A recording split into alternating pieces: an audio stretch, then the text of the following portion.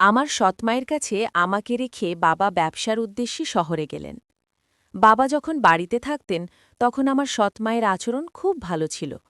যখন বাবা ব্যবসার কাজে 1 মাসের জন্য চলে গেলেন, ঠিক তখন থেকেই আমার সৎমায়ের আচরণ পাল্টে গেল। আমি যখন রাতে খাবার খেতাম, তারপর আমি আর কিছুই বলতে পারতাম না। আমি খাবার সাথে সাথেই ঘুমিয়ে যেতাম। এরকম আমার এর আগে কক্ষনো হয়নি। আমি যখনই রাতে খাবার খেতাম, ঠিক তখনই আমি অজ্ঞান হবার মতো পড়ে থাকতাম। আমি সকালে উঠে আমার সৎমাকে জিজ্ঞেস করলে তিনি বলতেন, এ বয়সে একটু বেশি ঘুম হবেই। কিন্তু হঠাৎ করেই আমি জানতে পারলাম আমি মা হতে চলেছি। সেই খবরটা শোনার পর আমার আত্মা কেঁপে উঠল। এটা কি করে সম্ভব? আমি তো কিছুই বুঝতে পারছি না। কিন্তু আমি যখন জানলাম আমি কিভাবে মা হতে চলেছি, আর সেটা আমি কোনোভাবেই মেনে নিতে পারছিলাম না। তাহলে আসল ঘটনাটি বলি। আমি যে জায়গায় থাকতাম সেখানে কোনো পুরুষ থাকত না, আর না আমার কোনো আত্মীয় স্বজন থাকত। তারপরেও একদিন আমি জানতে পারলাম যে আমি মা হতে চলেছি। এটা শুনে আমার দম বন্ধ হয়ে আসছিল। কিন্তু আমি বুঝতে পারলাম না যে এটা কি করে সম্ভব হলো। কিন্তু আমি কিভাবে মা হলাম সেটা জানার জন্য আমি ব্যাকুল হয়ে উঠলাম। আমার নাম ঝুমা। আমি আমার নামের মতোই সরল ছিলাম। কিন্তু আমার এই সরলতার অস্তিত্বের জন্য আমি অনেক বড় শাস্তি পেয়েছিলাম। সমস্যায় ভরে ভরে উঠল আমার জীবন, আর আমি বুঝতেও পারিনি। আমি বোকা ছিলাম, যার ওপর দিন রাত অত্যাচার হতো, কিন্তু সেটা আন্দাজও করতে পারিনি। আমি যখন 12 বছর বয়সী ছিলাম, আমার মায়ের একটা অদ্ভুত রোগ হয়। হঠাৎ করেই তার অর্ধেক শরীর কাজ করা বন্ধ করে দিয়েছিল। মা দেখতে দেখতেই হঠাৎ বিছানায় পড়ে গেল। এরকম অবস্থায় আমাদের সাহায্য করার জন্য আমার মায়ের সৎ বোন রাজি হয়েছিল। সেই মায়ের খেয়াল রাখত আর ঘর সামলে রাখত। আমার বাবা শহরের ধনী ব্যক্তিদের একজন ছিলেন, কিন্তু তিনি তার প্রচুর অর্থ খরচ করেও আমার মায়ের চিকিৎসা করে তাকে সুস্থ করতে পারেননি। আমার মা 2 বছর অসুস্থ থাকার পর এই পৃথিবী ছেড়ে চলে গেছেন। ফলে বাবার খুব মন খারাপ হয়ে থাকত। এখন আমাদের বাড়িতে মাসির থাকাটা খুব জরুরি হয়ে গিয়েছিল। তাই এই সমাজকে চুপ করাতে আমার বাবা শাহানা মাসিকে বিয়ে করে নিলেন। শাহানা প্রথমেই বিয়ে করলেও তার শ্বশুরবাড়ির লোকজন তাকে ব্যভিচারের অভিযোগ এনে বাড়ি থেকে বের করে দেয়। এভাবে তিনিও আশ্রয় পান। তিনি একজন ভালো মহিলা ছিলেন। 3 বছর ধরে তিনি আমার মায়ের অনেক যত্ন নিয়েছেন। আমার সমস্ত কাজগুলো মাসিমা করে দিত। এখন বড় হয়েছি, নিজের কাজ নিজে করে থাকি। যাওয়ার আগে মা বাবাকে বলেছিল আমার ভালোভাবে যত্ন নিতে। যদিও আমার বাবা সবসময় আমাকে অনেক স্নেহ করতেন, কিন্তু আমার মা চলে যাওয়ার পর তার জীবন যেন আমার মধ্যে আটকে যায়। সে বারবার শাহানাকে বলতো আমার খুব খেয়াল রাখতে। দিনে অনেকবার বাবা জিজ্ঞেস করতেন সময়মতো খাবার খেয়েছে কিনা, ড্রাইভার কি আমার সময়মতো স্কুল থেকে বাড়ি নিয়ে এসেছে। একদিন আমার বাবাকে একটা গুরুত্বপূর্ণ কাজের জন্য কয়েকদিনের জন্য বাইরে যেতে হয়েছিল, এবং তিনি খুব চিন্তিত ছিলেন, এবং তিনি শাহানাকে বিশ্বাস করেছিলেন, কারণ তিনি কঠিন সময়ে আমাদের সমর্থন করেছিলেন, যখন কিনা আমাদের অনেক আত্মীয় আমাদের ছেড়ে চলে গিয়েছিলেন। বাবা সহজভাবে একদিন বললেন, আমার মেয়ে আমার সবকিছু। আমি যা আয় করছি সবই আমার মেয়ের। আমি আর কাজকর্ম করতে চাই না। আমি এই শেষ কাজটা করতে যাচ্ছি। এই কাজটি আমাকে এত সম্পদ দেবে যে আমি সারা জীবন বসে বসে খেতে পারব। তারপর আমি আমার সমস্ত সম্পদ আমার মেয়েকে দেব, এবং তার বিয়ে দিয়ে দেব। আমার জামাই আমার সাথে থাকবে। আমি শুধু আমার স্মৃতিতে আমার শেষ জীবন কাটাতে চাই। আমি তোমাকে আশ্রয় দিয়েছি। এটা তোমার বাড়ি। তোমার কোনো কিছুরই অভাব হবে না। শাহানা আমার বাবাকে বলল, কি বলছো তুমি? আমি অনেক ভাগ্যবান যে তুমি আমাকে তোমার বউ মেনে নিয়েছ। আমিও সারা জীবন ঝুমার মা হয়েই কাটাতে চাই। আমি তার মাকে কথা দিয়েছিলাম যে আমি সবসময় তার যত্ন নেব। তিনি আমার আসল বোন ছিলেন না, তবে বোনের চেয়েও বেশি ছিলেন। আমি তার কাছে আমার প্রতিশ্রুতি পূরণ করতে চাই, এবং এটাই আমার জীবনের লক্ষ্য। আমার বাবা বললেন, আমি নিশ্চয়ই জীবনে অনেক কিছু পূর্ণ করেছি, যে আমি তোমার মতো একজন ভালো মহিলা পেয়েছি। 1 বছর পর গ্রামের বাইরে যাচ্ছি, আমার মেয়েকে তোমার কাছে ভরসা রেখে। ওর খেয়াল রেখো। আমি তার জন্য একটা সম্বন্ধ দেখেছি। ছেলেটি আমার বন্ধুর ছেলে। তার সাথে ঝুমার বিয়ে দেব, এবং আমার সমস্ত সম্পদ তাদের দুজনের নামে করে দেব। বয়স যখন 16 বছর, তখন আমার বাবা আমাকে শাহানার কাছে রেখে যান। বাবা বললেন তিনি তাড়াতাড়ি ফিরে আসবেন। কিন্তু যেদিন বাবা এই গ্রাম ছেড়েছেন, সেদিন থেকে শাহানার মনোভাব কিছুটা বদলে গেল। সেই রাতে সে আমার জন্য রান্না করেনি। আজকে রান্না করেনি কেন জিজ্ঞেস করলে সে বলল আমার শরীর খারাপ, ফ্রিজে যা পড়ে আছে তাই খাও।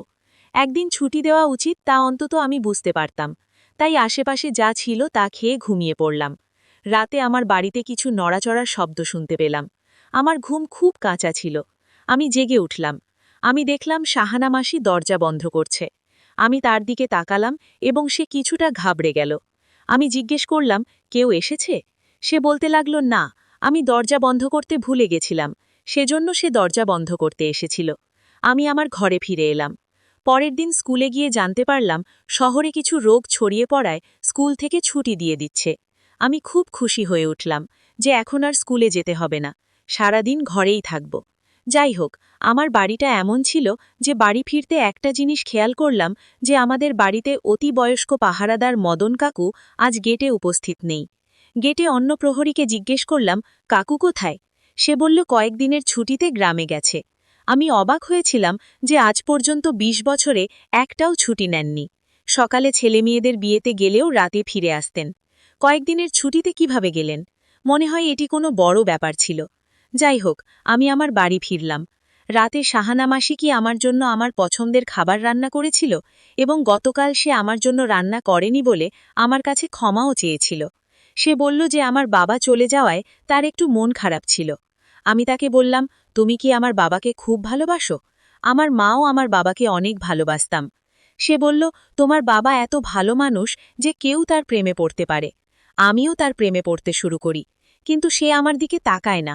তুমি আমার সৎ মা হলেও আমি তোমাকে কখনো অপরিচিত মনে করিনি। বাবা ফিরে এলে আমি তাকে বলবো আমার মায়ের সাথে যেমন করে থাকতো ঠিক সে যেন তোমার সাথে তেমন করে থাকে। সে জিজ্ঞেস করতে লাগল, তোমার বাবা তোমার মায়ের সাথে কেমন থাকতেন? আমি বললাম যে তিনি প্রতিদিন আমার মায়ের জন্য নতুন এবং দামি উপহার নিয়ে আসবেন। তিনি তার প্রশংসা করতেন। দুজনকে একসাথে খুশি দেখে আমিও খুব খুশি হতাম। আমি শুধু তার সাথে কথা বলে এবং আমার পছন্দের খাবার খাচ্ছিলাম। এটা তো সত্য যে তিনি খুব ভালো খাবার রান্না করতেন, এমনকি আমার মায়ের চেয়েও ভালো। এরপর কখন আমি আমার রুমে এসে এত গভীরভাবে ঘুমিয়ে পড়েছিলাম মনে নেই। সকালে যখন চোখ খুললাম আমি আমার বিছানায় শুয়ে আছি, কিন্তু আমি মনে করতে পারছি না কিভাবে আমি আমার বিছানায় পৌঁছেছি। সকালে শাহানা আমার সৎ মাকে জিজ্ঞেস করলে সে বলল, তুমি নিজেই তোমার বিছানায় গিয়েছ। কিন্তু হ্যাঁ, তোমার খুব ঘুম হচ্ছে। এ বয়সে ঘুম এমনই হয়, কিছুই মনে থাকে না। এ বয়সে সত্যিই এমন ঘুম আসে, কিন্তু আমার ঘুম তো খুব কাঁচা ছিল।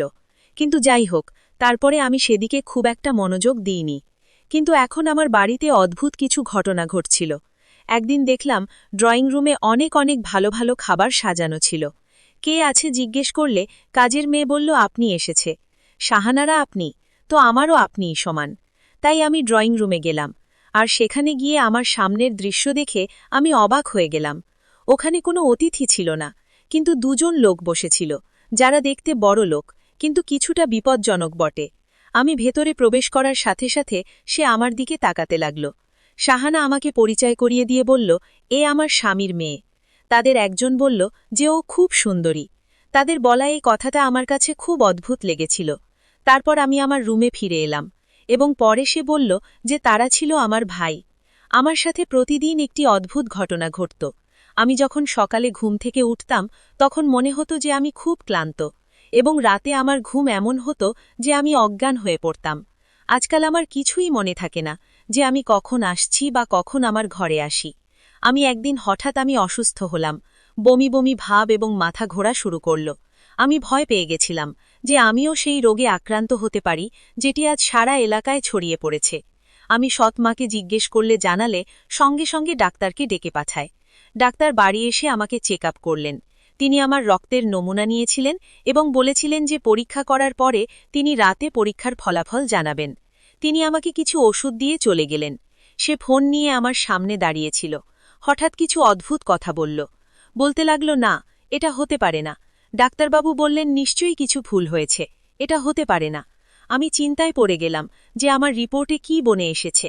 সে হঠাৎ ফোন কেটে দিল এবং আমার দিকে এভাবে এগিয়ে আসছে যেন আমাকে শোনানোর জন্য খুব খারাপ খবর আছে। আমারও মন খারাপ হয়ে গেল। আমি জিজ্ঞেস করলাম, ডাক্তার কি বলছেন? তারপর সে বলতে লাগল যে ডাক্তার কি বলছেন সেটা পরের কথা, আগে বলো তুমি এটা কিভাবে করতে পারলে। তুমি তোমার বাবার সম্মানের কথা চিন্তা করলে না। তুমি কিভাবে করতে পারলে এটা? এখন সে ফিরে এলে আমি কি জবাব দেব? আন্টি কিসের কথা বলছে? আমি কি করেছি? কিছুই বুঝতে পারছি না।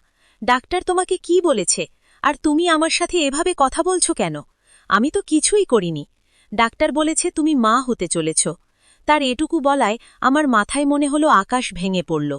আমি হতবাক ছিলাম। এটা কিভাবে সম্ভব? আমি জানতাম না আমার কি হয়েছে। আমি এমন কোনো পাপ করিনি। আমি চিৎকার করে কাঁদতে লাগলাম, যেটা মিথ্যে।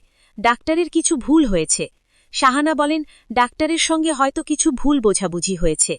সেই জন্য কালকে আমরা অন্য ডাক্তারের কাছে যাব। হঠাৎ তার মনোভাব বদলে গেল। পরের দিন আমাকে অন্য এক ডাক্তারের কাছে নিয়ে যাওয়া হলো। তিনিও বললেন আমি মা হতে যাচ্ছি। কিন্তু আমি এমন কোনো ভুল করিনি। তাহলে আমার কি হলো? আমি পুরোপুরি বিচলিত হয়ে পড়লাম। দিন রাত